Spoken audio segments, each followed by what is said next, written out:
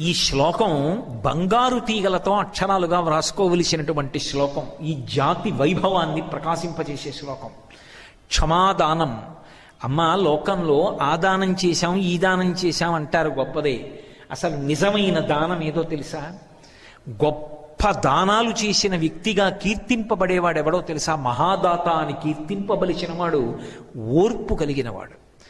తాను కోపాన్ని పొందడానికి కావలసిన శక్తి ఉన్నవాడయ్యుండి అవతల వారిని ఇబ్బంది తన శాపము చేత పెట్టగలిగిన వాడయ్యుండి కూడా అలా చెయ్యకుండా నిగ్రహించుకుని ఓర్పుతో పావు కుబుసాన్ని విడిచిపెట్టినట్టు కోపాన్ని విడిచిపెట్టి నిలబడిన వాడున్నాడే, వాడమ్మా దాత.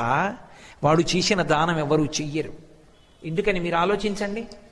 వాయువుని వీళ్ళు కానీ శపించారనుకోండి, నువ్వు అంతటా వ్యాపించావని కదా నీకు ఈ గర్వం. అందుకు కదా మాతో ఇలా మాట్లాడి